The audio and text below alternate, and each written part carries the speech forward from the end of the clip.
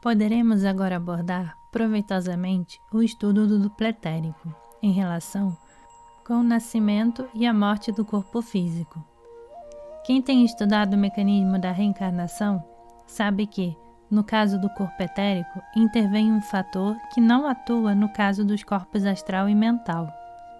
O duplo etérico, destinado ao ego reencarnante, é antecipadamente construído por um elemental, que é a forma pensamento conjunta dos 4 devarajas, cada um dos quais governa um dos 4 subplanos etéricos da matéria física.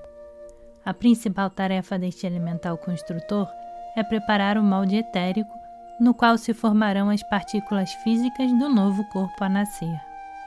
A forma e a cor deste elemental variam nas diferentes fases. Na primeira, ele exprime a forma e a dimensão do corpo que deve construir.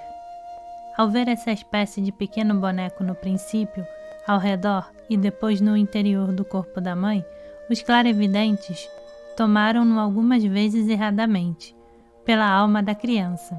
Na realidade, é o molde de seu futuro corpo físico.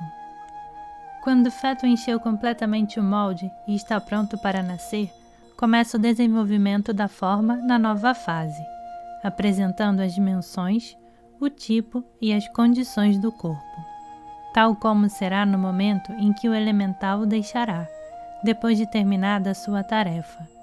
Após a partida do elemental, todo o crescimento ulterior do corpo estará a cargo do próprio ego.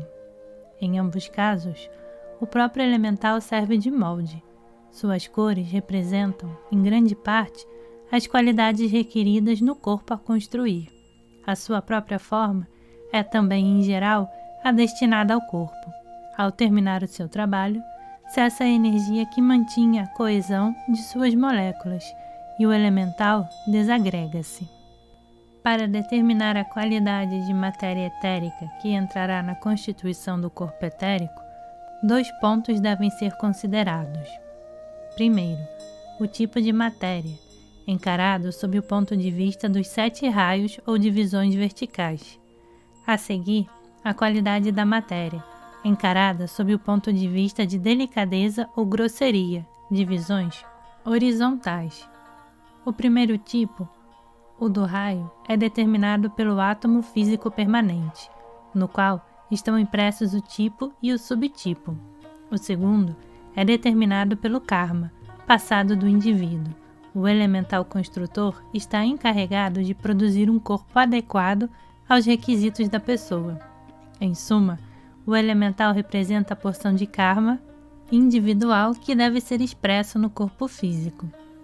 Da seleção operada pelo elemental construtor dependem, por exemplo, a inteligência natural ou a estupidez, a calma ou a irritabilidade, a energia ou a indolência, a sensibilidade ou a inércia do corpo.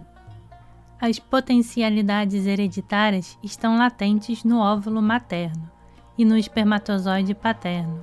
O elemental extrai deles os elementos necessários ao caso.